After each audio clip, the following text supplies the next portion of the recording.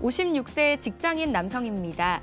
저는 안정적인 현금 흐름을 창출할 수 있는 투자를 고려하고 있습니다. 단기적이 아닌 장기적으로 임대 수익을 볼 수 있는 부동산 자산 관리를 생각하고 있는데요. 전문가님의 도움을 얻고 싶습니다. 라고 남겨주셨습니다. 네, 이번에도 50대 직장인 남성분께서 보내주셨거든요. 자, 단기적이 아닌 장기적으로 보신다고 하시는데 이번 솔루션 기대가 됩니다. 일단 사례부터 정리해 볼게요. 네, 자 이분 같은 경우 뭐 짧게 가는 것이 아니라 길게 가는 거기 때문에 바로 그냥 솔루션 제안해드리도록 하겠습니다.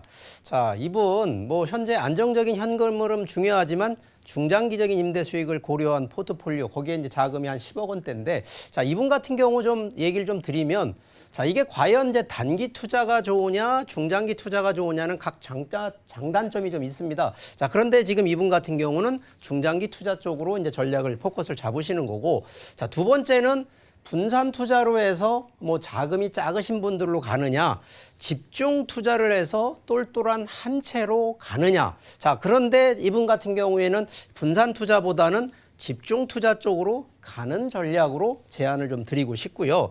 자, 세 번째는 임대 수익만 창출하는 쪽으로 갈 것이냐, 임대 수익과 중장기적으로 이 차익형으로 가는 이 두 마리 토끼를 잡을 거냐라는 컨셉에서도 당연히 밑에 쪽에 집중을 하는 이런 전략으로 좀 제안을 드리는데, 자 저희가 이제 일반적으로 투자를 하게 되면 이 투자에 대한 사례들이 좀 있습니다. 자 실제 저희가 이게 이제 투자를 좀 추천을 해서 성공한 사례들, 성공했다라는 얘기는 이미 이제 차익을 많이 벌었다는 건데, 자 이런 지금 현재 한 4층짜리 건물을 2016년도에 투자를 하셨는데 약 한 12억 5천 정도 됩니다. 자 이분 같은 경우에는 지금 현재 기준으로도 월세가 450만 원이 나오는데, 자 현재 지금 2020년 지금 1월 기준으로 자산 가치가 벌써 18억 원이 돼 있다는 거고요.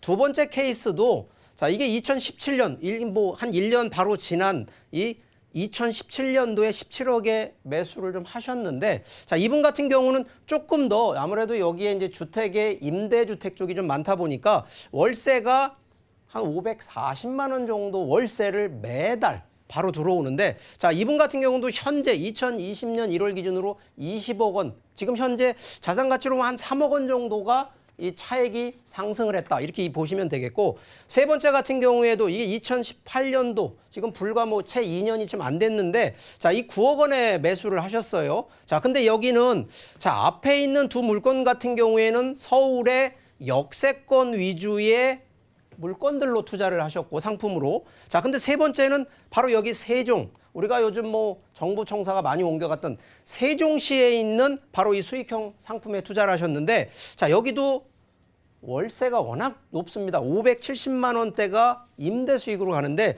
자 여기 같은 경우에는 불과 뭐 한 1년밖에 안 돼서 1억 원 정도의 그래도 수익이 상당히 많이 상승을 했다라고 좀 설명을 드리겠고, 자 이게 지난해 이게 불과 이제 뭐 몇 달 안 됐습니다. 2019년도에 23억 원에 매입을 했는데, 바로 여기는 9호선 바로 초역세권에 위치하고 있는 이 물건도 상당히 양호한데, 자 여기 기준으로 보시면 월세가 앞에 있는 상품보다는 400만 원이니까 좀 적다라고 느끼실 겁니다.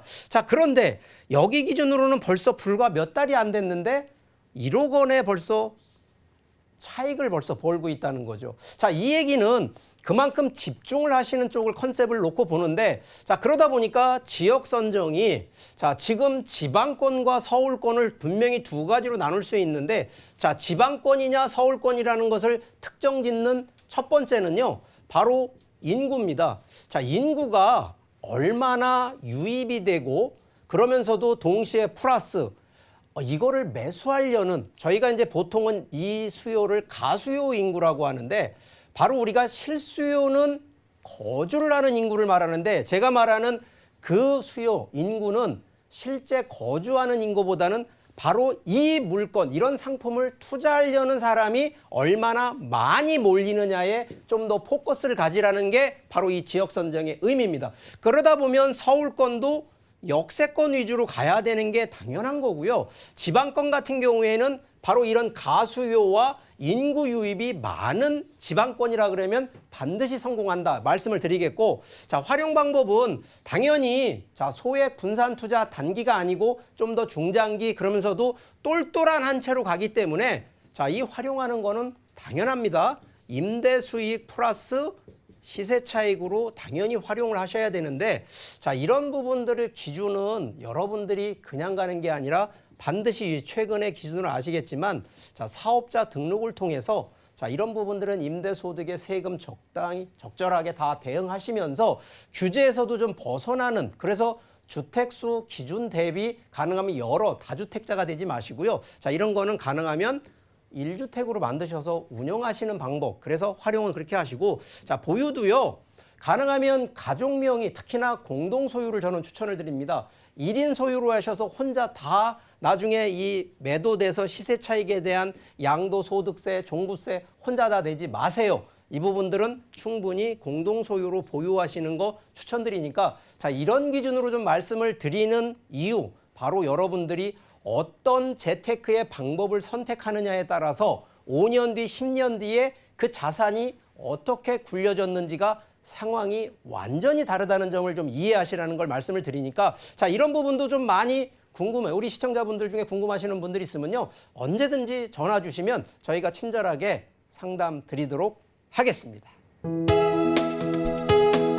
본 방송에서 제공하는 부동산 정보는 투자 판단에 대한 조언입니다. 방송에서 제공하는 부동산 물건의 가치, 가격 상승 및 가격 하락에 대해서는 방송사에서 보장하지 않습니다.